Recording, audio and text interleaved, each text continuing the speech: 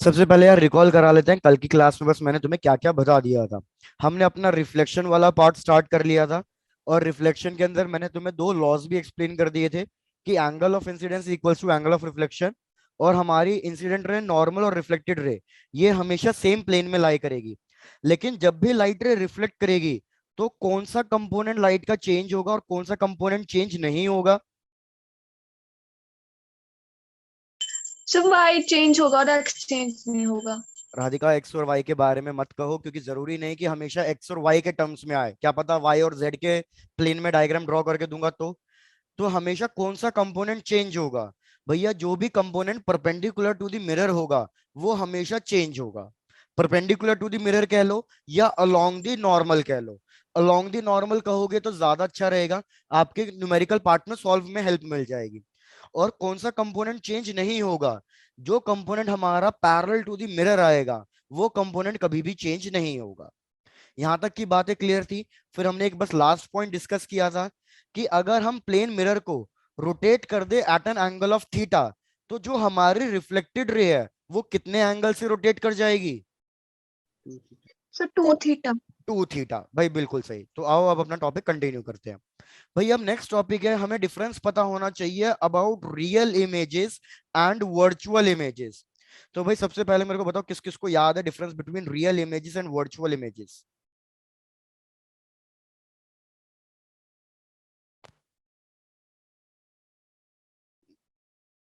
नहीं याद, चलो भैया ठीक है। यार मैं कह रहा हूँ कि सपोज ये अज्यूम करो कि ये आपका एक प्लेन मिरर है और इस पे हमारे पास दो लाइट रेज फॉल डाउन कर रही है। तो ये मैंने दो लाइट रेज ड्रॉ कर दी, light ray one light ray two. अब यार याद रखो, जब भी आपकी किसी सरफेस पे लाइट रे फॉल डाउन करेगी सबसे पहला काम आपका यही होगा कि आप नॉर्मल ड्रॉ करोगे और रिफ्लेक्टेड रे का पाथ चेक करोगे। तो ये मैंने नॉर्मल ड्रॉ कर दी, दोनों नॉर्मल जहां पे भी लाइट रे ने फॉल डाउन किया। उसके बाद मुझे पता है एंगल ऑफ इंसिडेंस और एंगल ऑफ रिफ्लेक्शन सेम होना चाहिए, तो इसलिए ये लाइट रे नीचे की तरफ बेंड करके रिफ्लेक्ट कर जाएगी। सेम चीज नीचे वाली रिफ्लेक्टेड रे ऊपर जाएगी, क्योंकि angle of incidence angle of reflection same होना चाहिए। तो ये हो गई रिफ्लेक्टेड रे R2 और ये हो गई रिफ्लेक्टेड रे R1। चेक करो कि आपकी ये दोनों रिफ्लेक्टेड रेज कहां पे इंटरसेक्ट कर रही हैं। तो हमने देखा कि हमारी ये दोनों रिफ्लेक्टेड रेज इस पॉइंट पे इंटरसेक्ट कर रही है। अब ये point in front of the mirror आ रहा है या बिहाइंड द मिरर आ रहा है। सर भाई बताओ। Front of the very good. तो मिरर। याद रखो जो भी ये point in front of the mirror आ रहा है, जब भी हमारी लाइट रेज इंटरसेक्ट करेंगी वहां पे हमें एक इमेज मिलेगी। और ये image in front of the mirror मिल रही है, तो ये किस टाइप की इमेज होगी, ये रियल इमेज में होगी जो हमेशा हमें मिलेगी इन फ्रंट ऑफ द मिरर। क्या पहला पॉइंट बिल्कुल क्लियर है। Yes sir. Yes sir. Done. Second point, याद रखो यार इधर मैंने लाइट रे को किसी को भी इमेजिनरी एक्सटेंड नहीं किया। ये एक्चुअल में इन front of the mirror intersect हुई हैं और इसलिए इमेज फॉर्म हुई है। तो इधर हम लिखते हैं कि यार ये रियल इमेजेस एक्चुअल इंटरसेक्शन से मिलती है। मैंने लाइट रे को कहीं पे भी इमेजिनरी एक्सटेंड नहीं किया। और तीसरा लास्ट इंपॉर्टेंट पॉइंट कि यार अगर मैं यहाँ पे एक स्क्रीन रख दूं, व्हाइट पेपर या कुछ एक व्हाइट क्लॉथ कुछ भी एक स्क्रीन रख दूं, तो आपको ये इमेज इस स्क्रीन पे मिलेगी। तो this image can be captured on screen. Captured on screen. Avinash कोई बात नहीं, एक बार चेक कर लो, अगर सिग्नल स्ट्रांग हो जाते हैं तो ठीक है। तो मैं ये तीनों पॉइंट्स रिपीट कर रहा हूँ भाई, चेक करो। सबसे पहला पॉइंट कि हमारी ये light rays in front of the mirror intersect होनी चाहिए, in front of the mirror. Second point कि यार इसमें आपने कोई इमेजिनरी एक्सटेंड कुछ नहीं किया, आपने लाइट रे जैसे पाथ बना रही थी वैसे ही आपने उसको बनाते चले गए। लाइट रे इंटरसेक्ट हुई है तो वहां पे इमेज मिलेगी, तो ये एक्चुअल इंटरसेक्शन की वजह से हुई है। ऊपर से अगर आप यहाँ पे एक स्क्रीन रख दो तो ये इमेज आपको हमेशा स्क्रीन पे देखने को मिलेगी, तो it can be captured on screen. जैसे एग्जाम्पल, यार आप सब मूवी मल्टीप्लेक्सेस मूवी थिएटर में गए होंगे, पीछे प्रोजेक्टर स्क्रीन से लाइट आती है और आपको सामने व्हाइट स्क्रीन पे इमेज दिखाई देती है। तो मूवी थिएटर के अंदर जो इमेज हमें दिखाई दे रही है वो रियल इमेज होगी या वर्चुअल इमेज होगी। Sir real. वो रियल इमेज होगी, क्योंकि वो इमेज आपको एक स्क्रीन पे दिखाई दे रही है। तो अगर वो इमेज आपको एक स्क्रीन पे दिखाई दे रही है तो मतलब वो रियल इमेज है। सिमिलरली डिस्कस करते हैं वर्चुअल इमेज, आपको समझ में आ जाएगा वर्चुअल इमेज से भी। तो यार मैंने फिर से क्या किया, ये एक प्लेन मिरर ले लिया और इसके सामने एक ऑब्जेक्ट रख दिया। जैसे हम घर में रोज प्लेन मिरर के सामने खड़े हो, मतलब खड़े होकर तैयार होते हैं, ये हमने एक ऑब्जेक्ट रख दिया सोर्स एस। तो यार इससे है ना लाइट रेज निकलेगी। एक लाइट रे निकली इस तरीके से, एक लाइट रे निकली इस तरीके से। अब जहां पे भी लाइट रे फॉल डाउन कर रही है, नॉर्मल ड्रॉ कर दो। तो भैया ये मैंने नॉर्मल ड्रॉ कर दिया। अब मेरे को बताओ ये लाइट रे किधर बेंड करेगी, ऊपर की तरफ या नीचे की तरफ? तो भाई एंगल ऑफ इंसिडेंस और एंगल ऑफ रिफ्लेक्शन सेम होना चाहिए। तो इसलिए ये लाइट रे कहाँ बेंड करेगी, ऊपर की तरफ बेंड कर जाएगी। ये आपकी होगी रिफ्लेक्टेड रे R1। सिमिलरली ये एक आएगी आपकी reflected ray R2, because angle of incidence must be equal to angle of reflection. अब चेक करके बताओ, क्या in front of the mirror R1 और R2 कभी भी इंटरसेक्ट करेंगी? No no sir. Sir. No बिल्कुल नहीं सर। करेगी, क्योंकि ये भैया गैप बढ़ाते जा रही है, ये तो एक्सपैंड होते जा रही है। तो यार ये यहाँ पे तो इंटरसेक्ट नहीं करेगी। तो डेफिनेटली हमें एक चीज तो क्लियर हो गई कि भैया इसका intersection in front of the mirror नहीं होगा। तो इस केस में रियल इमेज नहीं बनेगी। तो हमने क्या किया, हमने रिफ्लेक्टेड रेस को एक्सटेंड करके इमेजिनरी ड्रॉ करके देखा कि क्या ये मिरर के पीछे इंटरसेक्ट कर रही है क्या।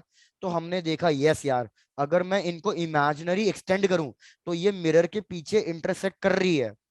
मिरर के पीछे इंटरसेक्ट कर रही है तो इमेज तो मिलेगी, लेकिन अब ये इमेज कौन सी इमेज होगी, अब ये वर्चुअल। वर्चुअल इमेज होगी, बिकॉज ये मिरर के पीछे बन रही है। इसलिए आप घर में जब मिरर में तैयार होते हो तो आपकी इमेज आपको मिरर के अंदर, मतलब एक तरीके से मिरर के पीछे दिखाई देती है। दूसरी चीज, क्या ये एक्चुअल इंटरसेक्शन हुआ या आपने इमेजिनरी लाइन को एक्सटेंड किया था? इमेजिनरी लाइन को तो एक्सटेंड याद किया रखना, था। इधर एक्चुअल इंटरसेक्शन नहीं होगा, ये इमेजिनरी इंटरसेक्शन होगा, इमेजिनरी इंटरसेक्शन। और लास्ट पॉइंट, कि यार इसको आप स्क्रीन पे नहीं देख सकते, इसको आप सिर्फ और सिर्फ मिरर के अंदर ही देख सकते हो। तो जब हम तैयार होते हैं तो अपनी इमेज सिर्फ मिरर के अंदर ही देख पाते हैं, किसी स्क्रीन पे नहीं देख पाते। तो it can not be captured on screen, can not be captured on screen. बस ये तीन डिफरेंसेस है main between real images and virtual images. इसको चेक करो, फिर अपना टॉपिक स्टार्ट कर रहे हैं प्लेन मिरर्स का, image formation by plane mirror. Yes sir. Done. Vedant clear है? चेक करो। सिमरन, सुधांशु कल की यस क्लास में सर। नहीं थे? यस। ठीक है, चलो भैया, तो स्टार्ट करते हैं टॉपिक आगे। अब भैया यहाँ से तुम्हारा कॉम्पिटिटिव एग्जाम का मेन कॉन्सेप्ट शुरू हो गया। लिखो हेडिंग, अविनाश रिपीट करना है।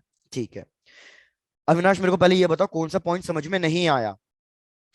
यार मैं कह रहा हूं इधर लाइट रे इन front of the mirror intersect नहीं करेगी, क्योंकि इधर तो गैप बढ़ते जा रहा है, तो इधर एक्चुअल इंटरसेक्शन तो नहीं होगा। लेकिन हम एक्सटेंड करके देखेंगे कि क्या पीछे एक्सटेंड, ये जो इमेज है ये पीछे एक्सटेंड होके इंटरसेक्ट कर रही है या नहीं कर रही। तो यार ये पीछे इंटरसेक्ट होके इंटरसेक्ट कर रही है एक्सटेंड होके, तो ये बिहाइंड द मिरर इमेज बनाएगी। तो आप इस इमेज को सिर्फ मिरर के अंदर देख सकते हो। जैसे मैं आपको एक एग्जांपल समझाता हूँ, अविनाश आपको ये कुछ समझ में नहीं आया ना, कोई बात नहीं, मैं आपको एक एग्जांपल से समझाता हूँ, जिसकी डिटेलिंग हम बाद में पढ़ रहे हैं, लेकिन बस आपको समझाने के लिए चीज डिस्कस कर रहा हूँ। यार आपको ये तो पता है ना, दो टाइप के स्फेरिकल मिरर होते हैं, कॉनकेव मिरर और कॉन्वेक्स कॉन्वेंट। मिरर। डन। आपको एग्जांपल से समझा रहा हूं। भैया सपोज आपने क्या किया, यहाँ पे आपने कोई एक ऑब्जेक्ट रख दिया। सपोज ये आप खड़े हो इस कॉनकेव मिरर से बहुत ज्यादा दूर खड़े हो, आपकी हाइट है AB, आपका हेड ऊपर लेग्स नीचे है। आप क्या करो, इस मिरर और अपने बीच में यहाँ पे एक व्हाइट पेपर रख दो, एक व्हाइट पेपर। अविनाश पहले चेक करो यहां तक समझ में आया मैंने क्या किया। आप यहाँ पे खड़े हो, ये आप अपना अपने आप को समझो फर्स्ट हैंड को, और ये आपका कॉनकेव मिरर है। ये दोनों के बीच का डिस्टेंस बहुत ज्यादा लिया है मैंने, और इन दोनों के बीच में मैंने क्या रख दिया, एक व्हाइट पेपर रख दिया। क्या यहां तक का सेटअप समझ में आया? Yes sir. डन। अगर आपको यहां तक का सेटअप समझ में आ गया है, आप क्या देखोगे, इस कॉनकेव मिरर की वजह से क्या हुआ है भैया, इस कॉनकेव मिरर की वजह से आपकी एक इमेज, बहुत छोटी इमेज, इस व्हाइट पेपर के ऊपर बन रही है और कुछ इस तरीके से बन रही है। तो मेरे को बताओ, क्या ये इमेज आपकी स्क्रीन के ऊपर बन रही है या सिर्फ मिरर के अंदर दिखाई दे रही है? तो भैया आपने एक चीज नोटिस करी कि आपकी इमेज स्क्रीन के अंदर दिखाई दे रही है, मतलब स्क्रीन पे मिल रही है, व्हाइट पेपर पे दिखाई दे रहे हो आप। तो ये इमेज किस टाइप की इमेज कहलाएगी? ये real real. And inverted image कहलाएगी। इन्वर्टेड क्यों? क्योंकि देखो आपका हेड ऊपर था, लेकिन अब इमेज में आपका हेड कैसे है? नीचे की तरफ है। तो ये एक तो रियल इमेज कहलाएगी, और कैसी कहलाएगी? इन्वर्टेड। एक बार प्लीज मेरे को विनाश चेक करके बताओ, क्या ये चीज समझ में आई है या नहीं आई है?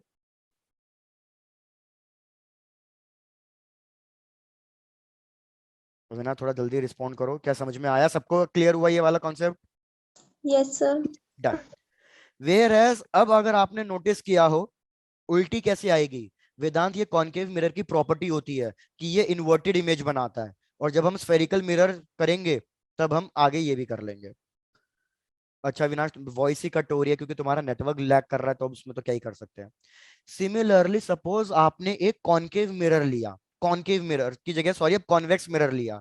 आपको पता होगा कॉन्वेक्स मिरर हम कहाँ यूज करते हैं?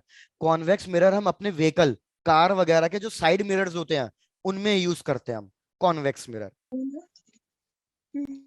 तो अब आपने क्या किया, आपके कॉन्वेक्स मिरर के सामने आप सपोज यहाँ पे खड़े हो, और यहाँ पे आपने एक स्क्रीन लगा दी चेक करने के लिए कि रियल इमेज मिल रही है या नहीं मिल रही। तो आपने क्या देखा कि आपकी जो इमेज है ना, वो स्क्रीन पे आ ही नहीं रही। आपकी इमेज लेकिन बन रही है, लेकिन आपकी इमेज सिर्फ और सिर्फ आपको मिरर के अंदर, मतलब मिरर के पीछे दिखाई दे रही है। जैसे भैया सबने गाड़ी या बाइक या स्कूटर कुछ तो चलाया होगा या बैठे होगे, तो उसके जो साइड मिरर्स में होता है, आपके साइड मिरर्स में आपको पीछे वाला ट्रैफिक दिखाई देता है या नहीं देता? देता है। तो वो साइड मिरर्स जो हैं वो कॉन्वेक्स मिरर हैं। तो आपको जो पीछे वाला ट्रैफिक है वो सिर्फ मिरर के अंदर दिखाई देगा। लेकिन अगर आप मिरर के सामने कोई एक स्क्रीन लगा दो, व्हाइट पेपर रख दो, तो आपको यहाँ पे पीछे वाला ट्रैफिक दिखाई नहीं देगा। तो भैया अगर ये आपको इमेज स्क्रीन पे नहीं मिली, सिर्फ मिरर के अंदर दिखाई दे रही है, तो ये कौन सी मिरर होगी? ये कौन सा इमेज वर्चुअल। होगा? Virtual image. वर्चुअल इमेज होगा। अब यहाँ पे जो आपकी इमेज है वो बस छोटी बनी है, लेकिन क्या उल्टी बनी है या बिल्कुल सीधी बनी है? सीधी बनी है। सीधी बनी है। अगर कोई कार ऐसे है तो भैया आपको मिरर में कार ऐसी दिखाई देती है पीछे वाली। ऐसा थोड़ी है कि पीछे वाली कार आपको ऐसे उल्टी दिखाई देती है। तो इसको हम कहेंगे वर्चुअल एंड इरेक्ट। इरेक्ट का मतलब जैसा ऑब्जेक्ट था वैसे की वैसे ही इमेज मिली है, सेम उसमें ओरिएंटेशन में। अब क्लियर हो गया रियल और वर्चुअल इमेज का डिफरेंस? Yes sir. बढ़िया। तो अगर अब ये क्लियर है तो मैं स्टार्ट करने वाला था प्लेन मिरर। पहले प्लेन मिरर पढ़ेंगे, उसके बाद स्फेरिकल मिरर्स में आएंगे।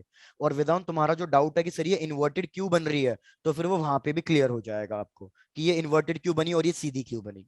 चलो, तो भैया आप हेडिंग लिख लो, image formation by plane mirrors. Image formation by plane mirrors.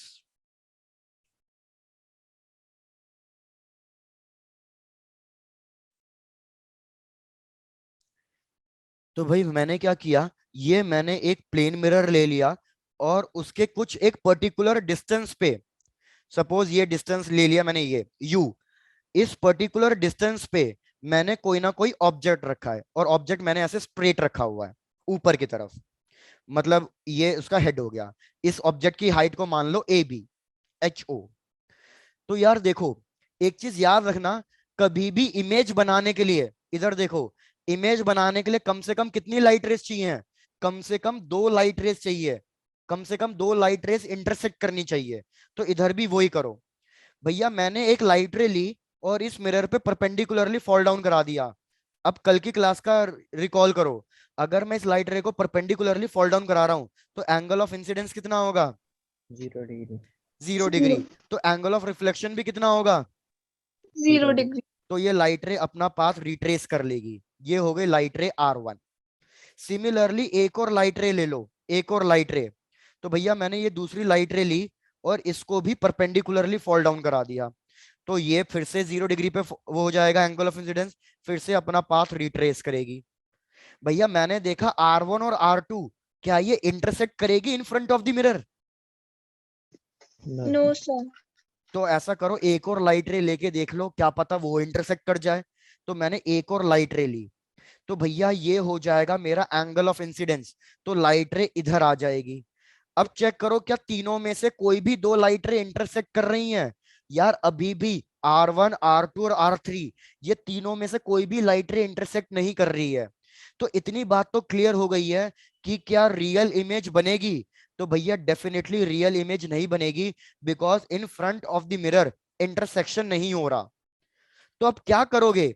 अब आप इस लाइट रेस को इमेजिनरी। पीछे एक्सटेंड करोगे। इमेजिनरी। Very good. और चेक करोगे कि भैया क्या पता ये पीछे मर्ज इंटरसेक्ट कर रही हो। तो मैंने R1 को एक्सटेंड किया, R2 को एक्सटेंड किया और R3 को एक्सटेंड किया। याद रखो ये मैं इमेजिनरी ड्रॉ कर रहा हूं ना, इसलिए इसको हमेशा डॉटेड लाइन से बनाना पड़ेगा, क्योंकि मैं कोई भी चीज अगर इमेजिनरी ड्रॉ कर रहा हूं तो it has to be with the dotted lines. अब चेक करो कि यार ये कोई इंटरसेक्ट कर रही है क्या? भैया बिल्कुल, ये इस पॉइंट पे इंटरसेक्ट कर रही है, तो इस पॉइंट पे मेरी इमेज मिल जाएगी, और इमेज कुछ इस टाइप से मिलेगी। तो मेरे को बताओ, पहली प्रॉपर्टी, प्लेन मिरर किस टाइप की इमेज बना रहा है, रियल या virtual? Sir virtual. Virtual. Inverted या erect? Erect. Very good, erect. Head ऊपर तो इधर भी हेड ऊपर, वर्चुअल एंड इरेक्ट। आप कैसे पता चला? कुछ बच्चों का ये भी डाउट होगा कि सर आपको कैसे पता चला कि हेड ऊपर आ रहा है? भैया ये लाइट रे कहां से आ रही थी? हेड से आ रही थी, और इसी लाइट रे ने तो इंटरसेक्ट किया है, तो हेड ऊपर ही आएगा। क्या ये चीज भी कोई क्लियर है या कोई डाउट है? सब क्लियर है। Done. Yes sir. Second property, भाई सेकंड प्रॉपर्टी क्या है कि आप ऑब्जेक्ट को जितना दूर रख रहे हो मिरर से, मतलब जैसे फॉर एग्जांपल मैं प्लेन मिरर से 2 फीट के डिस्टेंस पे खड़ा हूं, तो मैं मिरर के अंदर कितने डिस्टेंस पे दिखाई दूंगा? मेरी इमेज कितनी डिस्टेंस पे बनेगी? याद तो रखो वो भी मीटर 2। अंदर को बनेगी। वेरी गुड, वो भी 2 फीट, मतलब सेम डिस्टेंस पे बनेगी। तो इस u को हम कहते हैं ऑब्जेक्ट डिस्टेंस। तो भैया हमारा ऑब्जेक्ट डिस्टेंस u हमेशा किसके बराबर आएगा? ऑब्जेक्ट डिस्टेंस हमेशा और हमेशा इमेज डिस्टेंस के इमेजिनरी बराबर आएगा। डिस्टेंस के बराबर आएगा। पहले 2 पॉइंट्स क्लियर हैं। अब थर्ड पॉइंट, भैया ये हमारी हाइट थी, हाइट ऑफ द ऑब्जेक्ट। तो मिरर के अंदर हम छोटे दिखाई देते हैं, बड़े दिखाई देते हैं, या सेम साइज के दिखाई देते हैं?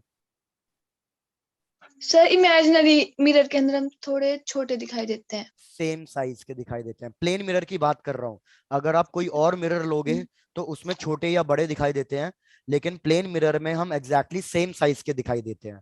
तो क्योंकि आप खुद देखो ना, ये पैरेलल लाइंस थी और इन पैरेलल लाइंस के बीच में लाइट ये इमेज बनी है, तो मतलब ये वाली हाइट और ये वाली हाइट सेम होगी। तो याद रखना जितनी हाइट के हम हैं, प्लेन मिरर में हम उतनी ही हाइट के दिखाई देते हैं। पहले 3 पॉइंट्स में कोई doubt? No sir. Done. Yes sir. Fourth point, laterally inverted. यार ये तो कुछ याद होगा, लैटरली इन्वर्टेड का मतलब क्या होता है? अरे बिल्कुल, तुम तो 10th क्लास और मतलब लोअर क्लास की सारी चीजें भूल चुके हो। भाई लैटरली इन्वर्टेड, मुझे बताओ, सपोज मैं कह रहा हूं कि मैं एक अल्फाबेट ले रहा हूं। सपोज इस अल्फाबेट को क्या ले लें, आप ले लो सपोज क्या ले, वाई ले लो। तो मेरे को बताओ ये प्लेन मिरर में कैसा दिखाई देगा? बिल्कुल सही, वेदांत बिल्कुल सही। ये प्लेन मिरर में कैसा दिखाई देगा वाई? सर उल्टा। बिल्कुल। तो यार हमें क्या दिखा? लैटरली इन्वर्टेड का मतलब है कि लेफ्ट बन जाता है राइट, राइट बन जाता है लेफ्ट। तो उस प्रॉपर्टी को हम कहते हैं लैटरली इन्वर्टेड। तो ये 4 प्रॉपर्टी ऐसी प्रॉपर्टी है जो आप अब तक 10th क्लास तक पढ़ते आ रहे हो। वर्चुअल एंड इरेक्ट बनाता है plane mirror, object distance image distance के बराबर, ऑब्जेक्ट हाइट इमेज हाइट के बराबर, और लैटरली इन्वर्टेड। पहले आप ये 4 पॉइंट्स लिख लो। अब हमें कुछ नए पॉइंट्स और पढ़ने हैं। टोटल हमें याद रखो 9 पॉइंट्स पढ़ने हैं, तो अभी 5 पॉइंट्स पढ़ना और बाकी है। पहले आप यहां तक नोट डाउन करके खत्म करो।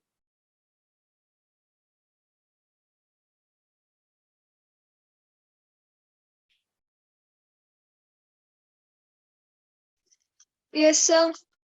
डन। तो आ जाओ भैया अब फिफ्थ पॉइंट पे, जो सबसे इंपॉर्टेंट पॉइंट भी है।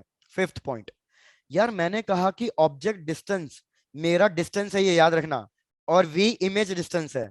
इन दोनों को जरा टाइम से डिवाइड कर दो। तो डिस्टेंस डिवाइडेड बाय टाइम क्या बन जाता है? स्पीड। स्पीड या वेलोसिटी, भाई बहुत बढ़िया। तो इस वेलोसिटी को मैं कह दूंगा वेलोसिटी ऑफ ऑब्जेक्ट, और ये डिस्टेंस था, तो डिस्टेंस डिवाइडेड बाय टाइम, फिर से ये बन जाएगा स्पीड। लेकिन ये किसकी स्पीड थी? ये इमेज की स्पीड थी। लेकिन इसमें भी अब एक वो है, भाई ध्यान दो। सपोज मैं कह रहा हूं ये प्लेन मिरर है, और इस प्लेन मिरर में ये कोई ऑब्जेक्ट है। सपोज ये ऑब्जेक्ट इधर मूव कर रहा है, ऑब्जेक्ट मूव कर रहा है 10 मीटर पर सेकेंड की वेलोसिटी से। तो मेरे को बताओ ऑब्जेक्ट डिस्टेंस इंक्रीज हो रहा है या डिक्रीज हो रहा है? Object distance sir increase. Decrease हो रहा डिक्रीज हो रहा है सर। या थोड़ा Decrease सोचो। हो रहा है। हाँ, ये मेरा प्लेन मिरर है, ये मेरा ऑब्जेक्ट है, ऑब्जेक्ट इस प्लेन मिरर की तरफ बढ़ रहा है। तो भैया आपका ऑब्जेक्ट डिस्टेंस इंक्रीज हो रहा है या डिक्रीज हो रहा है? डिक्रीज हो रहा है। तो पहले आपकी जो इमेज थी Decrease। वो भी दूर बन रही होगी, लेकिन अगर ऑब्जेक्ट पास आ रहा है तो इमेज को भी क्या करना पड़ेगा? इमेज डिस्टेंस को भी डिक्रीज होना पड़ेगा। तो इमेज भी क्या करेगी? इमेज भी पास आएगी मिरर के। इस इमेज की वेलोसिटी कितनी होगी? भैया जितनी हमारे ऑब्जेक्ट की वेलोसिटी है उतनी ही इमेज की वेलोसिटी भी होगी। लेकिन बस एक दिक्कत है। क्या दिक्कत है? मेरा ऑब्जेक्ट राइट हैंड साइड जा रहा है, तो इमेज कहां जा रही है? इमेज जा रही है लेफ्ट हैंड साइड। मतलब दोनों की डायरेक्शन एग्जैक्टली अपोजिट है। दोनों की डायरेक्शन एग्जैक्टली अपोजिट है। तो आप यहाँ पे क्या लगाओगे? यहाँ पे आप एक माइनस साइन लगाओगे, ये रिप्रेजेंट करने के लिए कि भैया हमेशा ऑब्जेक्ट और इमेज दोनों हमेशा अपोजिट डायरेक्शन में मूव करेंगे, हमेशा अपोजिट। अगर ऑब्जेक्ट राइट जा रहा है तो इमेज लेफ्ट, अगर ऑब्जेक्ट लेफ्ट जा रहा है तो इमेज कहां जाएगी? राइट जाएगी। क्या ये चीजें क्लियर हुई या नहीं हुई? Yes sir. Yes sir. बढ़िया। एक और चीज यार, हमने जो भी ये ऑब्जेक्ट डिस्टेंस और इमेज डिस्टेंस लिखा है ये हमने मिरर से मेजर किया है, मिरर से। तो याद रखो यहाँ पे ये जो भी ऑब्जेक्ट डिस्टेंस और इमेज डिस्टेंस है, अगर ये मिरर के रेफरेंस में है, मिरर के रिस्पेक्ट में है, तो जो ये ऑब्जेक्ट की वेलोसिटी आएगी और इमेज की वेलोसिटी आएगी ये भी मिरर के रिस्पेक्ट में आएगी। तो अब मैं इन सबको रब कर रहा हूं और अपना एक final answer, final fifth point लिख रहा हूं। भैया ध्यान देना, फिफ्थ पॉइंट क्या लिख रहा हूं मैं यहाँ पे? velocity of object with respect to mirror is equals to minus of velocity of image with respect to mirror। अब इस पॉइंट को और एक्सप्लेन करता हूं। VOM is equals to minus of VIM। क्या किसी को फॉर्मूला याद है? हमने रिलेटिव मोशन किया था अपने 11th क्लास के चैप्टर्स में। मैंने रिलेटिव वेलोसिटी का फॉर्मूला बताया था आपको, VAB। VAB का फॉर्मूला बताओ, क्या फॉर्मूला होता था VAB का? किसी को याद हो तो? भैया हमने लास्ट क्लास में यही कुछ पढ़ रहे थे। अरे Vedant very good. Minus V B A. VA माइनस VB ये फॉर्मूला होता था। तो यार ऊपर वाले में भी यही चीज कर दो। VOM का मतलब क्या है? Velocity of object minus velocity of mirror. लेकिन डायरेक्शन भी कंसिडर करनी है, तो इसलिए ऊपर वेक्टर साइन लगा दो, ये बताने के लिए कि भैया हमें डायरेक्शन भी कंसिडर करनी है। Minus sign. सिमिलरली VIM बताओ क्या लिखूं? VIM VI minus VM। तो ये फाइनल इंपॉर्टेंट फॉर्मूला है जो आपके काम का आएगा। इस फॉर्मूले को नोट डाउन कर लो। फिफ्थ पॉइंट कंप्लीट करो। पहले इस पे एक क्वेश्चन दूंगा और फिर आगे बात करूंगा।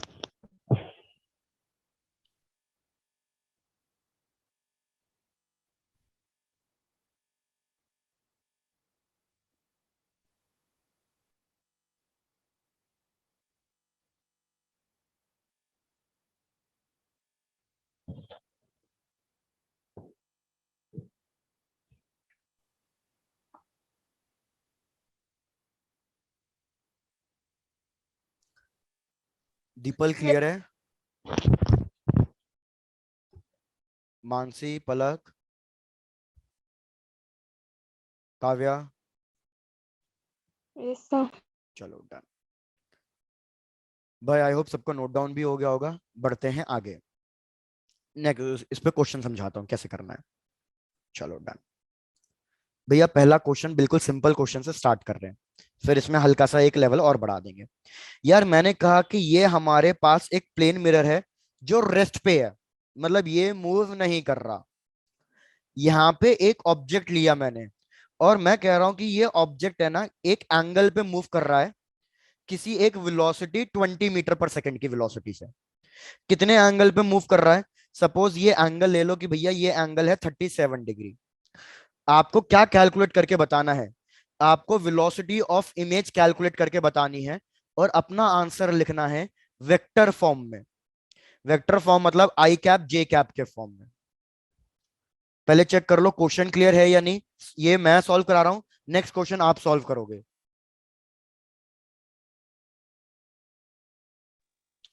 क्वेश्चन क्लियर है?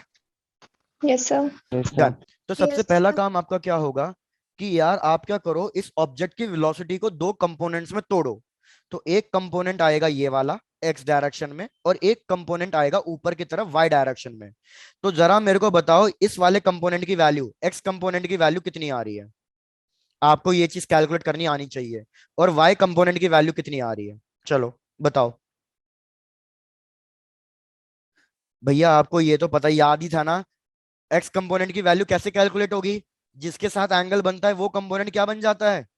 cos theta. वेरी गुड, तो ये हो जाएगा 20 cos 37। और y कंपोनेंट क्या बनेगा, 20 sin 37। sin 37 की वैल्यू आपको याद होनी चाहिए, मेरे को आंसर बताओ।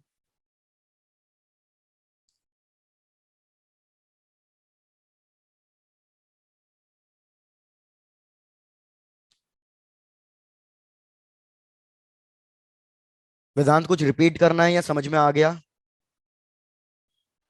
क्वेश्चन बोल रहा था। क्वेश्चन मैं समझ गया, लेकिन अब जब हम सॉल्व कर रहे हैं तो उससे क्वेश्चन समझ में आया नहीं। रिपीट। वेदांत हमें ना ऑब्जेक्ट की वेलोसिटी गिवन है, मिरर की वेलोसिटी गिवन है। मेरे को क्या फाइंड करनी है कि इमेज कितनी वेलोसिटी से मूव करेगा, मेरे को ये फाइंड करना है। और इमेज की वेलोसिटी वेक्टर फॉर्म में रिप्रेजेंट करनी है। वेक्टर फॉर्म का मतलब है आई कैप जे कैप के कैप, इस फॉर्म में रिप्रेजेंट करनी है। भैया cos 37 की वैल्यू क्या हुआ, कोई नहीं बता रहा मेरे को cos 37 की वैल्यू।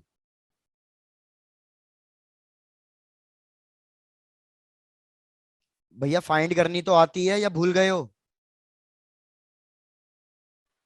4/5। वो तो मैंने लिख दिया, लेकिन सॉल्व करना तो याद है। अरे यार कुछ बोलते ही नहीं हो।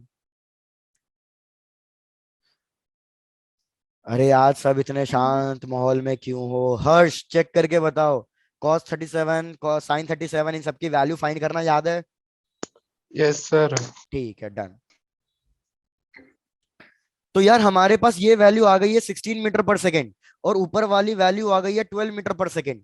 तो अगर मैं ऑब्जेक्ट की वेलोसिटी लिखूं तो बेसिकली मैं ऑब्जेक्ट की वेलोसिटी लिख सकता हूं 16 आई कैप, क्योंकि पॉजिटिव एक्स एक्सिस की तरफ जा रहा है, प्लस 12 जे कैप, क्योंकि ये ऊपर पॉजिटिव एक्सिस की तरफ जा रहा है। अब मुझे बताओ कौन सी वेलोसिटी मिरर के परपेंडिकुलर है और कौन सी वेलोसिटी मिरर के पैरेलल है। तो हमें साफ दिख रहा है कि 12 वाली वेलोसिटी मिरर के पैरेलल है। तो इसके लिए हमें कोई कैलकुलेशन नहीं करना, इसको अभी फिलहाल के लिए निगलेक्ट कर दो कि हमें इसके लिए कोई कैलकुलेशन नहीं करनी। हमें कैलकुलेशन किसके लिए करनी है, हमें कैलकुलेशन हमेशा परपेंडिकुलर वेलोसिटी के लिए करनी होती है। तो हम कैलकुलेशन इसके लिए करेंगे। अगर आपको कंफ्यूजन ना हो तो क्या करो, इस पूरे फॉर्मूले में यहां लिख लो नीचे परपेंडिकुलर परपेंडिकुलर परपेंडिकुलर परपेंडिकुलर। मतलब मैं सिर्फ परपेंडिकुलर कंपोनेंट के लिए सॉल्व करूंगा, पैरेलल कंपोनेंट के लिए सॉल्व नहीं करना, क्योंकि वो चेंज नहीं होता। अब भैया सॉल्व करना स्टार्ट करते हैं। हमारे पास फॉर्मूला था V O minus V M is equals to V I minus V M, और यहां पे एक नेगेटिव साइन था। सारी वैल्यू सब्स्टिट्यूट करो साइन के साथ। वी ओ की वैल्यू 16 माइनस वी एम की वैल्यू 0, वो तो मूव कर ही नहीं रहा, इक्वल्स टू माइनस वी आई की वैल्यू कैलकुलेट करनी है माइनस वी एम की वैल्यू, ये फिर से 0। तो भैया चेक करके बताओ वी आई की वैल्यू कितनी आ रही है।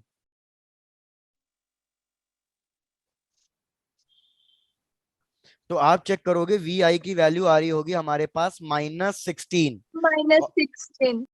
तो वेलोसिटी ऑफ इमेज कितनी हो गई, -16 आई कैप, क्योंकि ये x direction perpendicular component change हो गया, लेकिन हमारा पैरेलल कंपोनेंट चेंज नहीं होगा, तो +12 जे कैप, ये फाइनल आंसर है।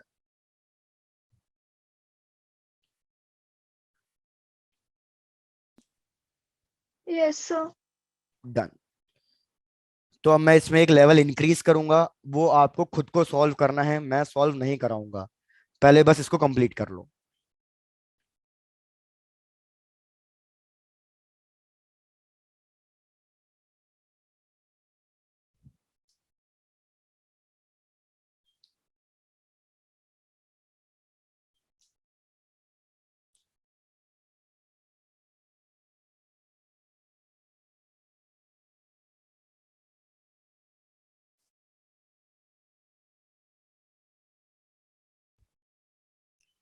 चलो तनिष्क हो गया है। चलो भैया लेट्स प्रोसीड। भैया नेक्स्ट क्वेश्चन लो और आप लोग उसको ट्राई करो। यही क्वेश्चन है बेसिकली, बस इसमें हम थोड़े से चेंजेस ला रहे हैं। ये हमारे पास प्लेन मिरर, और यहाँ पे हमने ये एक डिस्टेंस पे रखा हुआ है ऑब्जेक्ट को। ये ऑब्जेक्ट है जो मूव कर रहा है, वही सेम वैल्यू सेम एंगल सब कुछ। ऑब्जेक्ट मूव कर रहा है with a velocity of 20 metre per second at an angle of 37 degree. लेकिन अब की बार मिरर रेस्ट पे नहीं है, मिरर भी मूव कर रहा है, और मिरर मूव कर रहा है इधर नीचे की तरफ। कितने एंगल से मूव कर रहा है मिरर? भैया मिरर मूव कर रहा है at an angle of 53 degree. और कितनी वेलोसिटी से मूव कर रहा है? मिरर मूव कर रहा है with a velocity of 30 metre per second.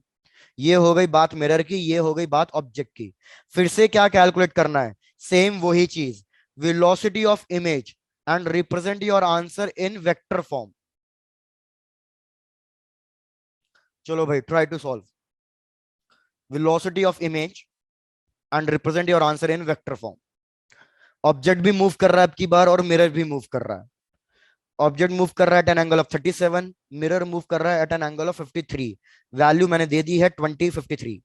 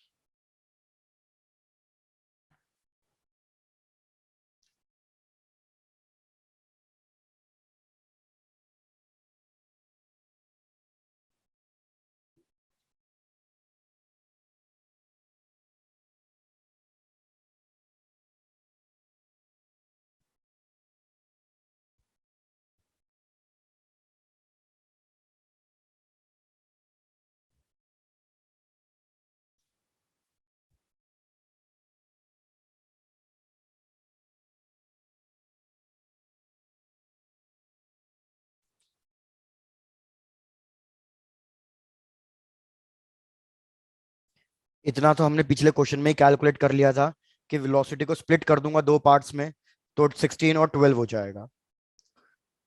Vedanta answer अभी सही नहीं आया पूरा। ट्राई करो, फिर से चेक कर लो एक बार।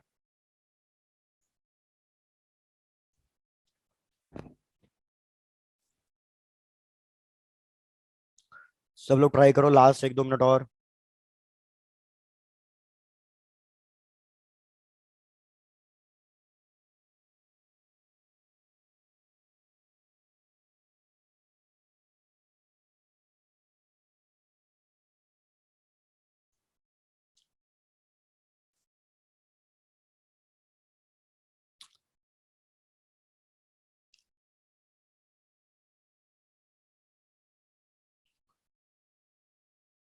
मनोज कुछ समझ में आ रहा है या हवा से ऊपर जा रहा है?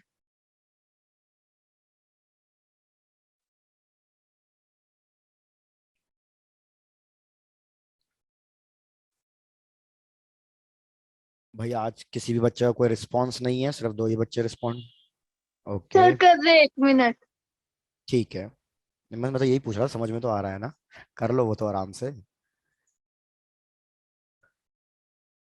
मानसी आपका -16 आ रहा है, चेक करेंगे मानसी, कोई दिक्कत नहीं।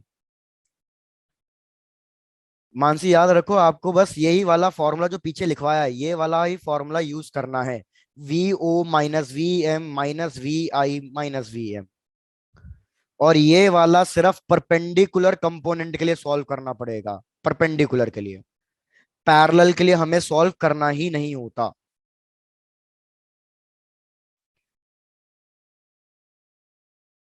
तो इतनी बात तो अभी भी क्लियर ही है कि भैया एक्स कंपोनेंट के लिए मेरे को वैल्यू कैलकुलेट करनी है, वाई कंपोनेंट में तो कोई चेंजेस होंगे ही नहीं, इसके लिए कोई चेंजेस नहीं होंगे।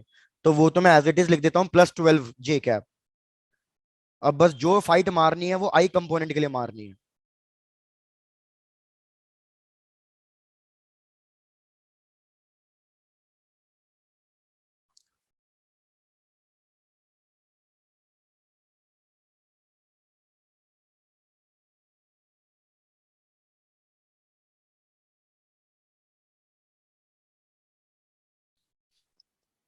So -16 I cap -16 आ रहा है। आंसर आ रहा चलो है। एक काम करके दे दो, सॉल्व मैं करा रहा हूँ, एक काम करके दे दो।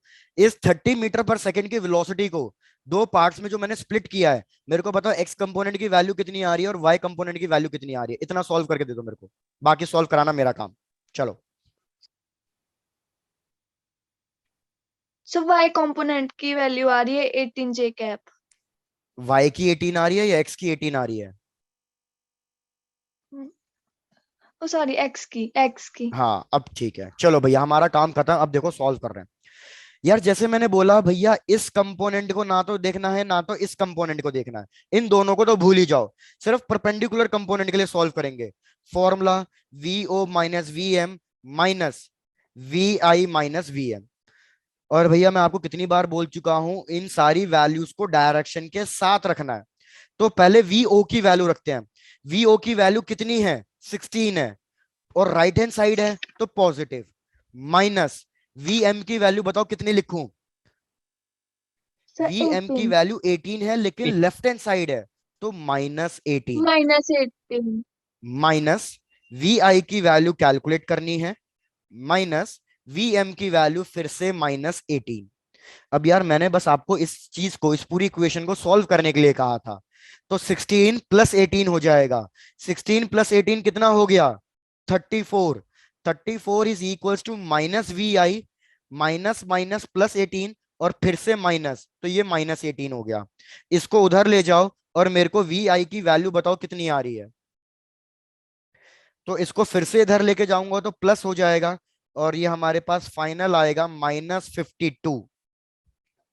तो मेरा फाइनल आंसर क्या हुआ भैया? वाई कंपोनेंट में कोई चेंजेस नहीं, एक्स कंपोनेंट की वैल्यू आ गई -52 I कैप। ये है हमारे पास फाइनल आंसर। अब चेक कर लो, अब तो समझ में आ गया होगा। Yes sir. डन। और किसी को अभी भी डाउट लग रहा है तो भैया पूछ लो।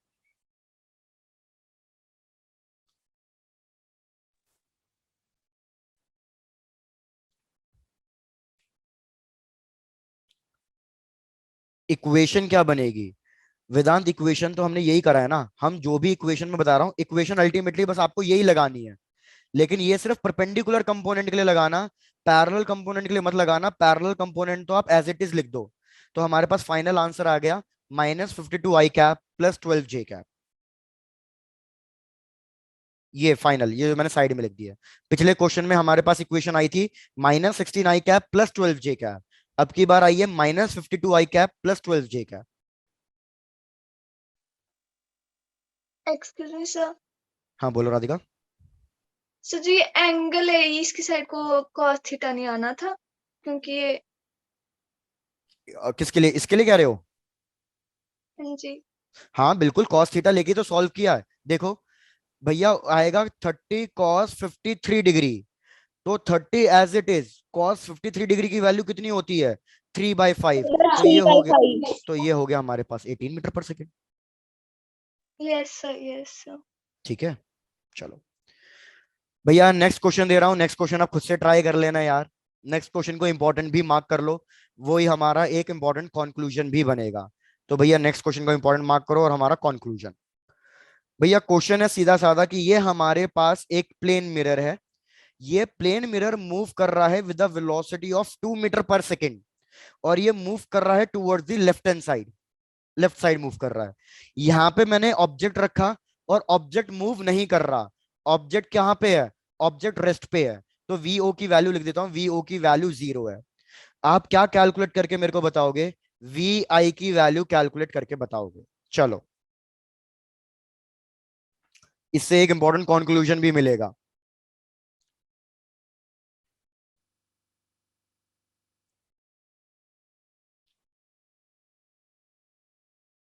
फिर से सारी वैल्यूज बस उस इक्वेशन में ही लिख दो। Question repeat. वेदांत, मैंने कहा कि ये हमारा एक प्लेन मिरर है और ये हमारा ऑब्जेक्ट है। अब की बार मैं क्या कर रहा हूं, ऑब्जेक्ट को मूव नहीं करा रहा, प्लेन मिरर को मूव करा रहा हूं। तो इमेज तो मूव करेगी ही करेगी, क्योंकि ऑब्जेक्ट डिस्टेंस चेंज हो रहा है, तो इमेज को मूव करना ही पड़ेगा। तो मेरे को बतानी है what is the velocity of the image. चलो,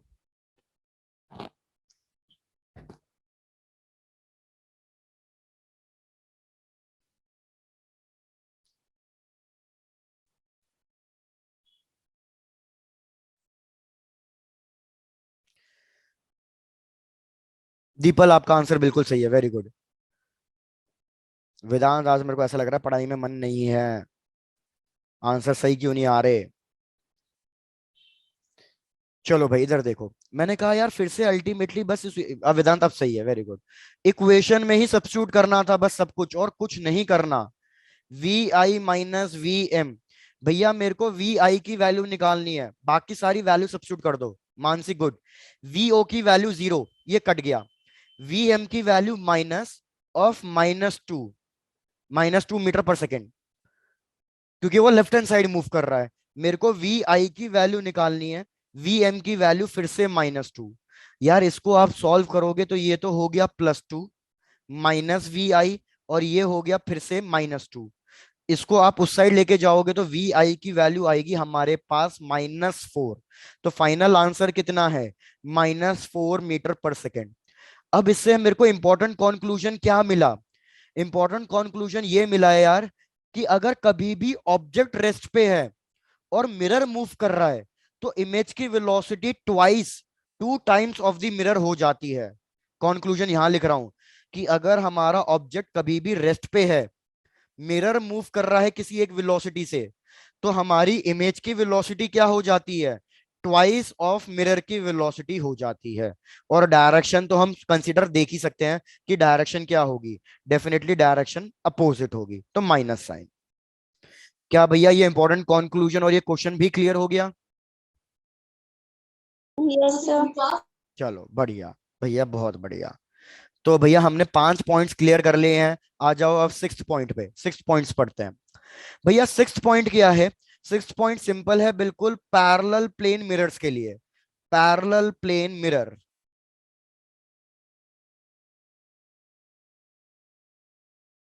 यार ये मैंने 2 पैरेलल मिरर्स ले लिए, दोनों प्लेन मिरर्स हैं और इनको एक दूसरे के पैरेलल रख दिया। मिरर M1, मिरर M2,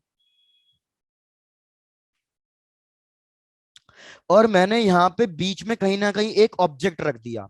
सबसे पहले ये बताओ, अगर मैं पैरेलल प्लेन मिरर्स ले रहा हूं और उनके बीच में ऑब्जेक्ट रख रहा हूं, तो भैया नंबर ऑफ इमेजेस कितनी मिलेगी मेरे को, sir what will be the number infinity. Of images. हाँ राधिका बोलो। Infinity. Very good. Infinity. Number of images infinite मिलेगी। इनफाइनाइट क्यों मिलेगी, क्योंकि इस ऑब्जेक्ट से जो लाइट रे निकलेगी वो कंटिन्यूअसली बार बार टकराती रहेगी, टकराती रहेगी। इस तरीके से हमें नंबर ऑफ इमेजेस कितनी मिलेगी, इनफाइनाइट मिलेगी। लेकिन हमें क्या करना है, हमें कुछ पर्टिकुलर इमेजेस के बीच का डिस्टेंस कैलकुलेट करना है। भैया कॉन्सेप्ट को ध्यान दो, अब ये एक इंपॉर्टेंट कॉन्सेप्ट फिर से बन जाता है। सपोज इस ऑब्जेक्ट डिस्टेंस को, ध्यान देना, सपोज इस ऑब्जेक्ट डिस्टेंस को मैं 2 मीटर्स ले रहा हूं और इस ऑब्जेक्ट डिस्टेंस को मैं ले रहा हूं सपोज 8 मीटर्स, सपोज 8 मीटर्स। तो मेरे को बताओ मिरर M1 के लिए ऑब्जेक्ट डिस्टेंस कितना है, मिरर M1 के लिए। 2 मीटर। तो यार याद रखो ये एक इमेज बनाएगा I1, और ये कितने डिस्टेंस पे बनाएगा, 2 मीटर्स के, क्योंकि हमारा कॉन्सेप्ट यही कह रहा है कि जितना ऑब्जेक्ट डिस्टेंस उतना ही इमेज डिस्टेंस। सिमिलरली यहाँ पे भी एक इमेज मिलेगी, इसकी पहली इमेज। तो मेरे को बताओ इसकी पहली इमेज कितने डिस्टेंस में मिलेगी मेरे को, सर 8 8 मीटर। मीटर। भाई बहुत बढ़िया, 8 मीटर्स। अब लेकिन एक दिक्कत हो गई, क्या दिक्कत हो गई, भाई मिरर M2 के सामने ये ऑब्जेक्ट तो था, तो इस ऑब्जेक्ट ने इमेज बना दी, लेकिन अब इस मिरर M2 के सामने ये इमेज भी है। तो ये इमेज क्या करने लगेगी, ये image as a virtual object, मतलब एक इमेजिनरी ऑब्जेक्ट की तरह एक्ट करेगी। और मेरा प्लेन मिरर M2 बेचारा इनोसेंट है, तो वो क्या करेगा, वो इस ऑब्जेक्ट की तो इमेज बनाएगा ही बनाएगा, वो इस इमेज की भी एक इमेज बनाने लग जाएगा, वो यहाँ पे इस इमेज की एक सेकंड इमेज बनाने लग जाएगा। तो मेरे को बताओ ये इमेज इस मिरर M2 से कितने डिस्टेंस पे है? आई रिपीट, ये इमेज इस M2 से कितने डिस्टेंस पे है? 12। 12। भैया ए 2 + 2 4, 4 + 8 12। तो यहाँ पे जो सेकेंड इमेज मिलेगी वो 12 मीटर के डिस्टेंस पे मिलेगी। सेम मिरर M1 भी यही करेगा कि भैया मिरर M1 ने ऑब्जेक्ट के लिए तो इमेज बना दी, लेकिन इसके सामने I1 डैश भी बैठा हुआ है। तो I1 डैश भी किसकी तरह एक्ट करेगा? एक वर्चुअल ऑब्जेक्ट की तरह एक्ट करेगा। तो ये भी एक इमेज बनाने लग जाएगा यहाँ पे। तो मेरे को बताओ ये सेकंड इमेज कितनी डिस्टेंस पे मिलेगी मेरे को? 18। Very good. तो ये 2 + 8 10, 10 + 8 18, तो यहाँ पे 18 मीटर के डिस्टेंस पे मिलेगी। क्या सबको कॉन्सेप्ट समझ में आया? Yes sir. Very Yes, good. sir. कि भैया I1 ने यहाँ पे सेकेंड इमेज बनाई, यहाँ पे I1 डैश ने सेकेंड इमेज बनाई, ये प्रोसेस चलता रहेगा। सिमिलरली अब जो ये सेकेंड इमेज है वो यहाँ पे थर्ड इमेज बनाएगी। तो मेरे को थर्ड इमेज का डिस्टेंस बता दो, थर्ड इमेज का डिस्टेंस बता दो, कितना लिखूं यहाँ पे? 30 मीटर्स। तो ये सेकेंड इमेज यहाँ पे थर्ड बना रही है, तो ये सेकेंड इमेज मिरर M2 से कितनी दूरी पे है? 30 मीटर्स। 18 + 2 20, 20 + 8 28 मीटर्स आएगा। राधिका फिर से चेक करो, समझ में आया या नहीं आया? Yes sir. क्लियर है? Yes sir. सिमिलरली ये सेकंड इमेज यहाँ पे क्या बनाएगी? अपनी थर्ड इमेज बनाएगी। तो मेरे को ये बता दो यहाँ पे थर्ड इमेज का डिस्टेंस कितना लिखूं? चलो 88। भाई, वेरी गुड। 12 + 8 20, 20 + 2 22 आएगा। आपको कंफ्यूजन है, बस मैं क्या कह रहा हूं, क्रॉस इमेजेस बनेगी। क्रॉस इमेज का मतलब क्या है? यहाँ की पहली इमेज यहाँ पे सेकंड इमेज बनाएगी, यहाँ की पहली इमेज यहाँ पे सेकंड इमेज बनाएगी, फिर यहाँ की सेकंड इमेज यहाँ पे थर्ड, यहाँ की सेकंड इमेज यहाँ पे थर्ड। क्या समझ में आ रहा है ये प्रोसेस? यार किसी ने बोला नहीं, क्या ये प्रोसेस समझ में आया? रिपीट कर दो। रिपीट करना है, चलो डन। एक और एग्जाम्पल से रिपीट करते हैं भैया, समझाना हमारा काम है। और बच्चे ऐसे भाग रहे हैं जैसे पता नहीं क्या चल रहा है, हवा से ऊपर चल रही हैं चीजें। चलो समझो भाई, मैंने कहा ये मिरर M1, ये मिरर M2, यहाँ पे मैंने ऑब्जेक्ट रखा। कितने डिस्टेंस पे रखा? अब की बार ये डिस्टेंस ले लो A और ये डिस्टेंस ले लो B। अब क्या करो, सबसे पहला काम क्या होगा? ऑब्जेक्ट अपनी एक सिंगल सिंगल इमेज दोनों साइड बना देगा। तो आप मेरे को ये बताओ यहाँ पे फर्स्ट इमेज कितने डिस्टेंस में मिलेगी? First image, very good. और यहाँ पे फर्स्ट इमेज कितने डिस्टेंस पे मिलेगी? बी। Very good. यहाँ तक तो क्लियर हो गया ना सबको? Yes sir. डन। अब मैं आपको क्या कह रहा हूँ, क्रॉस इमेजेस मिलेगी। क्रॉस इमेजेस का मतलब क्या है कि ये इमेज मिरर M2 के लिए एज अ ऑब्जेक्ट का काम करेगी। तो आप मेरे को बताओ ये जो इमेज है ये M2 से कितने दूरी पे है, कितने डिस्टेंस पर है? A + 2B। A + A, 2A + B, 2A + B। तो ये फर्स्ट इमेज हमारा ऑब्जेक्ट का काम कर रही है ना, ये फर्स्ट इमेज मिरर M2 के लिए ऑब्जेक्ट का काम कर रही है। तो ये हमारा क्या बनाएगा? एक सेकंड इमेज बनाएगा। आप बस ये देखते जाओ कि मिरर के सामने कितने कितने ऑब्जेक्ट बनते जा रहे हैं। मिरर के सामने एक ये ऑब्जेक्ट था, इसकी इमेज मिल गई। उसके बाद मिरर के सामने ये ऑब्जेक्ट है तो इसकी इमेज मिलेगी। और इसकी इमेज कितने डिस्टेंस पे मिलेगी? भैया हमने देखा A + A + B, तो 2A + B पे मिलेगा। तो मिरर M1 पीछे क्यों रहेगा? मिरर M1 के लिए ये ऑब्जेक्ट था, इसके लिए इमेज बना दी, यस। अब ये जो I1 है ये भी ऑब्जेक्ट का काम करेगा, तो ये सेकंड इमेज बनाएगा यहाँ पे। तो मेरे को बताओ सेकंड इमेज का डिस्टेंस कितना लिखूं? तो चेक करो ये I1 कितनी दूरी पे है मिरर M1 से? 3AB + 2B। Very good, A + 2B। A + 2B। अच्छा 3A + 2B। तो A + B + B, A + 2B हो गया। अब सेकंड वाला यहाँ पे फिर से थर्ड इमेज बनाएगा। तो मेरे को बताओ थर्ड इमेज का डिस्टेंस कितना लिखूं? बस इस तरीके से बताते चले जाओ, थर्ड इमेज का डिस्टेंस कितना लिखूं ये बताओ, आराम से डिस्टेंस चेक करना। अब I2 ऑब्जेक्ट का काम कर रहा है, I2। अब I2 के लिए चेक करो। So 2A 2A 2A 3B plus 3B. Very good. तो a plus 2b plus a, तो ये तो हो गया 2a, 2a और 2b प्लस b, तो टोटल आपका आ रहा है 2a प्लस 3b। भैया बहुत बढ़िया। क्या सिमिलरली आप बस मेरे को यहाँ पे बता सकते हो यहाँ पे थर्ड इमेजेस का डिस्टेंस कितना मिलेगा, और मैं समझ जाऊंगा कि आपको कॉन्सेप्ट क्लियर है। So 3 So 3A plus so 4B. 3A plus आकांक्षा बहुत बढ़िया। 4B तो ये सेकंड इमेज ऑब्जेक्ट का काम करेगी, तो 2a प्लस b, तो यहाँ पे एक और b आ गया तो 2b, एक और a आ गया तो ये हो जाएगा 3a प्लस 2b। किस्सा खत्म यार, आपको कॉन्सेप्ट क्लियर हो गया। अब क्वेश्चन आपको इस तरीके से नहीं पूछेगा, एग्जाम में बताता हूँ क्वेश्चन कैसा आएगा। क्वेश्चन आपसे पूछेगा कि भैया पहली इमेजेस के बीच का डिस्टेंस बताओ, पहली इमेजेस का। तो जरा मेरे को बताना फर्स्ट इमेजेस के बीच का डिस्टेंस कितना आ रहा है, I1 और I1 डैश के बीच का डिस्टेंस बताओ। क्वेश्चन ये पूछेगा आपसे, I1 डैश के बीच का डिस्टेंस बताओ, कितना लिखूं। तो भैया आप चेक करो, आपका A आंसर आ रहा plus होगा B. 2 A into A plus plus B. Similarly मेरे को सेकेंड इमेजेस के बीच का डिस्टेंस बताओ और थर्ड इमेजेस के बीच का डिस्टेंस बताओ। आपका ये फाइनल आंसर आ जाएगा। जो मेरे को आपको समझाना है, जो कॉन्सेप्ट, वो आपको अब इससे क्लियर हो जाएगा। सेकेंड इमेज की डिस्टेंस बताओ। तो सेकेंड इमेजेस के बीच का अगर आप डिस्टेंस फाइंड करोगे तो याद रखो ये आएगा 4 इंटू ए प्लस बी। चेक करो सब। Yes, sir. तो क्या मैं इसको ऐसा लिख सकता हूं, 2 इंटू ए प्लस बी। फिर आप थर्ड इमेजेस के बीच का डिस्टेंस चेक करो। थर्ड इमेजेस के बीच का डिस्टेंस आ रहा होगा 6 इंटू ए प्लस बी। तो इसको मैं लिखूंगा 6 2। into A plus B. Very good, इसको मैं लिखूंगा 2 इंटू 3 इंटू ए प्लस बी। तो इससे आपको क्या ट्रिक पता चल गई, ट्रिक ये पता चल गई कि हमारे पास जनरल फॉर्मूला क्या रहेगा। मैं पीछे वाली स्लाइड पे लिख रहा हूं जनरल फॉर्मूला। हमारा जनरल फॉर्मूला रहेगा 2n इंटू ए प्लस बी, जहां पे ए प्लस बी क्या होगा, distance between the mirrors, distance between the mirrors. N क्या क्या होगा, एन का मतलब होगा नंबर ऑफ इमेज, जो क्वेश्चन आपको कैलकुलेट करने के लिए पूछेगा। जैसे आप इसमें चेक कर लो, इसमें अगर मैं आपसे फर्स्ट इमेजेस के बीच का डिस्टेंस कैलकुलेट करने के लिए कहूं तो 2, फर्स्ट इमेजेस के लिए एन की value 1 into distance between the mirrors कितना है इस क्वेश्चन में 10, तो हमारा आंसर आएगा 20 मीटर्स। चेक करके देखो 20 मीटर्स आ रहा है या नहीं आ रहा। 2 + 2 4, 4 + 8 12, 12 + 8 20, बिल्कुल सही आ रहा है। सेकेंड इमेजेस के लिए डायरेक्ट आंसर बताओ अब कितना लिखूं सेकेंड इमेजेस के लिए। 40 वेरी गुड। तो 2 इंटू 2 इंटू 10, आंसर आएगा 40।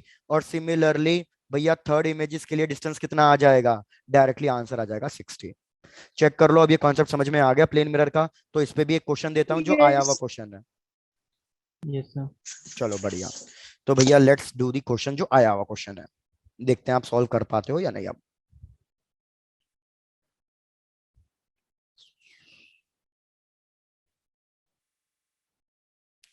दो प्लेन मिरर्स M1 M2, भैया हमें डिस्टेंस गिवन है 0.4d, यहाँ पे ऑब्जेक्ट लिखा हुआ है, और यहाँ पे है 0.6d, ये ऑब्जेक्ट है।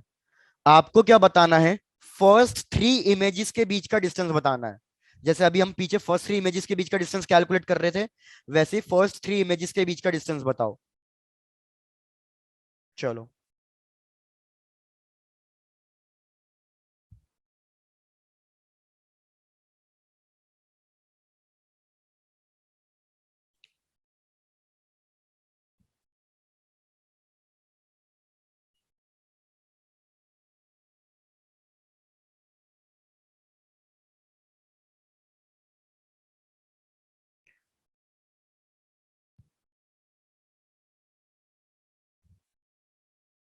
यार क्या हो गया, अब तक तो आंसर आ जाना चाहिए था, इसमें तो कुछ था ही नहीं।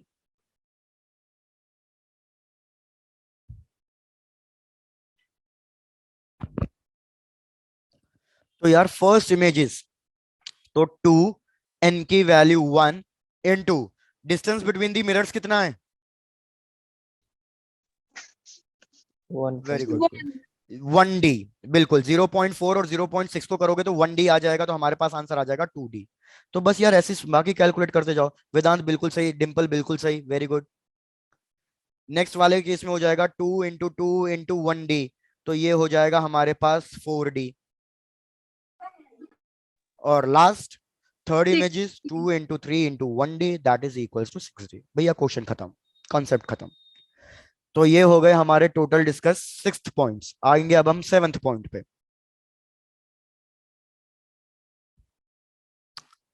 करूं start 7th point? Yes, sir. चलो डन। बस आज 7th पॉइंट ही लास्ट पढ़ेंगे भैया। 7th पॉइंट है आपका इंक्लाइंड प्लेन मिरर्स। मतलब अब की बार हम क्या कर रहे हैं, दो प्लेन मिरर्स को किसी एक एंगल पे इंक्लाइन करके रख रहे हैं, पैरेलल नहीं रख रहे। तो ये हमारे पास दो प्लेन मिरर्स हो गए जिनको किसी एक एंगल पे रखा, mirror M1, mirror M2।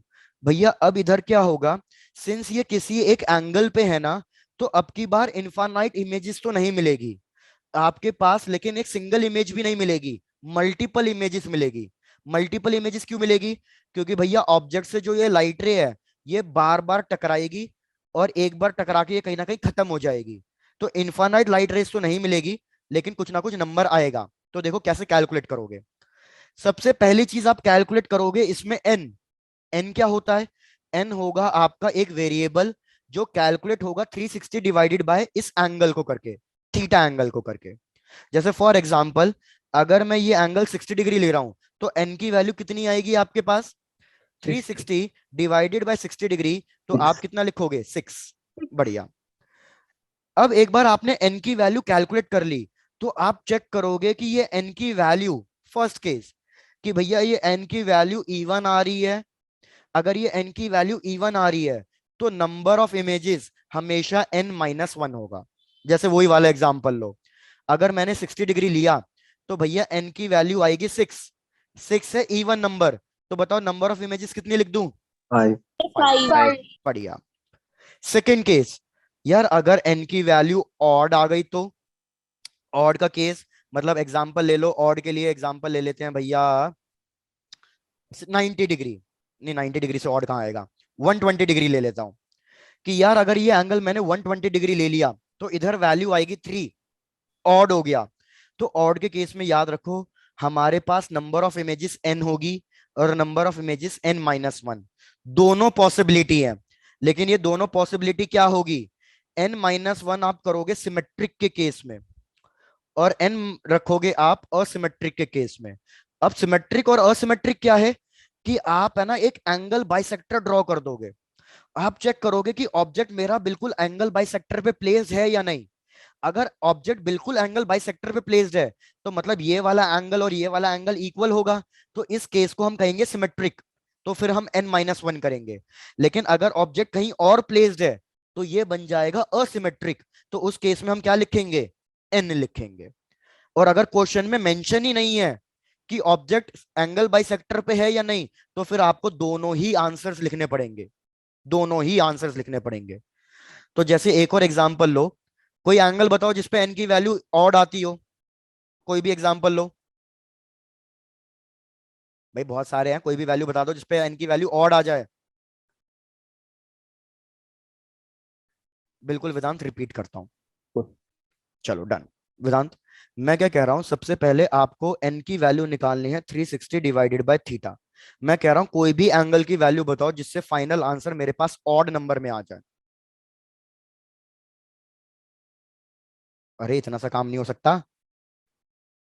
40 degree 14? भाई तुम 120 कह रहे हो फिर 40 से?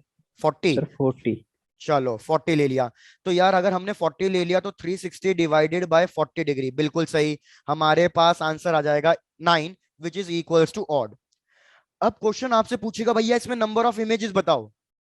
तो क्या क्वेश्चन में ये कहीं पे भी मेंशन है कि मेरा ऑब्जेक्ट प्लेस कहां पे है?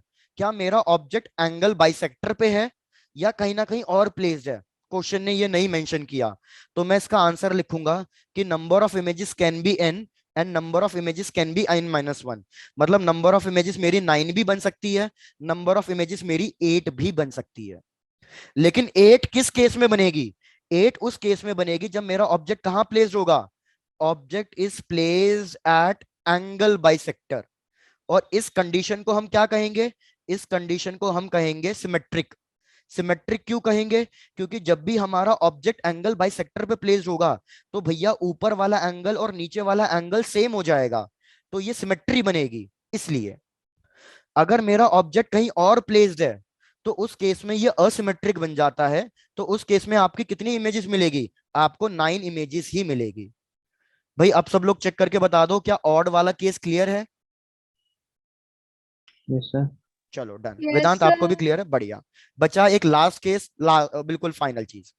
भैया लास्ट केस क्या है? थर्ड केस, कि ये भी तो हो सकता है कि n की वैल्यू फ्रैक्शन में आ जाए, मतलब डेसिमल में आ जाए। तो भैया उस केस में आपको क्या करना है?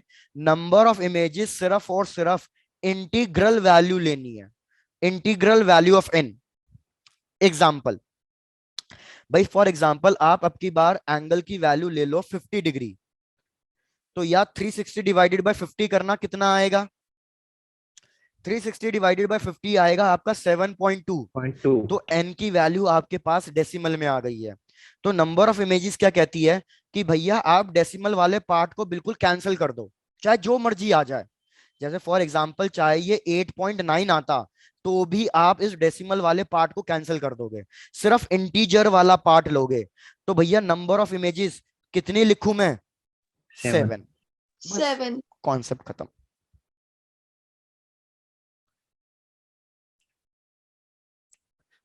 क्या आपको अब ये तीनों केसेस क्लियर हैं? एन की value even, odd, symmetric, asymmetric and N की वैल्यू फ्रैक्शन, डेसिमल में आना।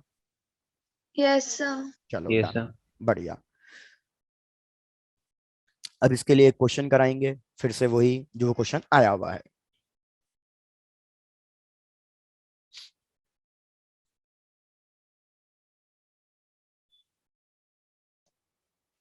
Yes, sir. Done. Yes, sir. चलो तो भैया क्वेश्चन बिल्कुल सिंपल। इंक्लाइंड प्लेन मिरर्स हैं और ये प्लेन मिरर्स हमने कितने एंगल पे रखे हैं? इन दोनों को हमने बिल्कुल म्यूचुअली परपेंडिकुलर रखा हुआ है, मतलब थीटा की वैल्यू 90 गिवन है। हमारा जो ऑब्जेक्ट है वो बिल्कुल सिमेट्रिकली एंगल बाइसेक्टर पे प्लेस्ड है। तो आपको बताना है नंबर ऑफ इमेजेस कितनी मिलेगी। चलो बता दो।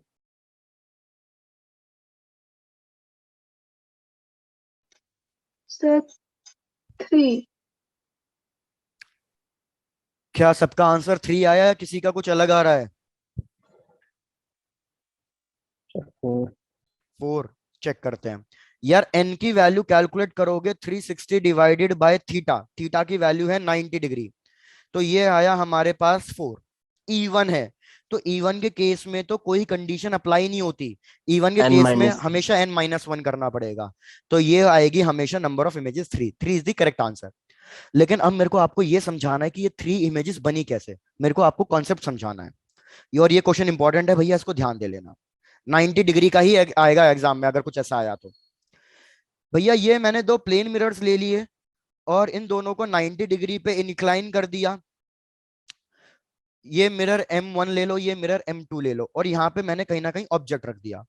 तो देखो होगा क्या, जितने डिस्टेंस पे ऑब्जेक्ट है उतने डिस्टेंस पे मिरर M1 एक इमेज बना देगा। जितने डिस्टेंस पे ये होगा, सपोज ये डिस्टेंस A ले लिया, ऐसा कुछ भी। सिमिलरली जितने डिस्टेंस पे ये होगा ऑब्जेक्ट मिरर M2 से, उतने ही डिस्टेंस पे एक इमेज मिल जाएगी मेरे को I2। क्या यहां तक चेक करो पहले, यहां तक क्लियर है आपको? Yes sir. Done.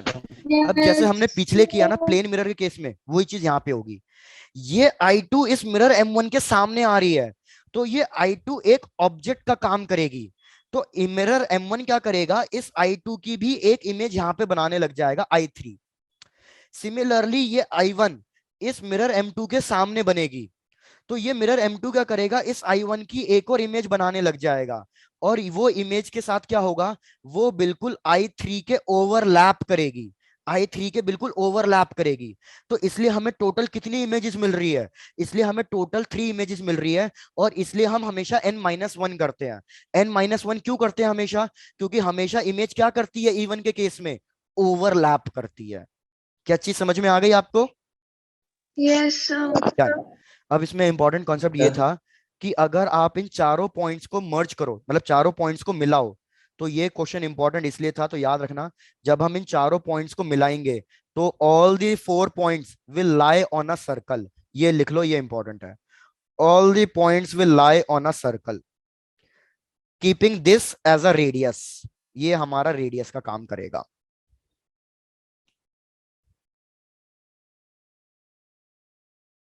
Yes, sir. Done. तो आज हमने जो 3 नए पॉइंट्स पढ़े हैं, 5th 6th 7th वाले पॉइंट्स, इनको चेक कर लो, इनमें कोई डाउट्स है तो पूछ लो। 5th पॉइंट था हमारा ऑब्जेक्ट वेलोसिटी और इमेज वेलोसिटी से लिंक, कि VOM is equals to minus of VIM। लेकिन इसमें सिर्फ वो वाला कंपोनेंट सॉल्व करेंगे जो मिरर के परपेंडिकुलर होगा, पैरेलल वाला सॉल्व नहीं करेंगे। फिर दूसरा पॉइंट मैंने पैरेलल प्लेन मिरर्स के लिए बताया कि पैरेलल प्लेन मिरर्स के केस में इनफाइनाइट इमेजेस मिलती है, लेकिन मैं कुछ इमेजेस के बीच का डिस्टेंस कैलकुलेट कर सकता हूं, और उसका फॉर्मूला लग चलेगा हमेशा 2n इंटू ए प्लस बी, जहां पे a प्लस बी कौन सा डिस्टेंस होगा, a प्लस बी होगा डिस्टेंस बिटवीन दी मिरर्स। उसके बाद ये बस लास्ट कॉन्सेप्ट, कि अगर हम प्लेन मिरर्स को इंक्लाइंड कर रहे हैं तो नंबर ऑफ इमेजेस कैसे कैलकुलेट करेंगे, 3 अलग अलग केस बनेंगे, इवन, ऑड एंड डेसिमल, और उसके हिसाब से कंडीशन अप्लाई करेंगे। और 90 वाला केस इंपॉर्टेंट है कि उसमें 3 इमेजेस मिलेगी और n-1 ओवरलैप के चक्कर में आ रहा है, और ये तीनों चारों जो भी चीजें वो एक सर्कल पे लाई करेंगी। That's it.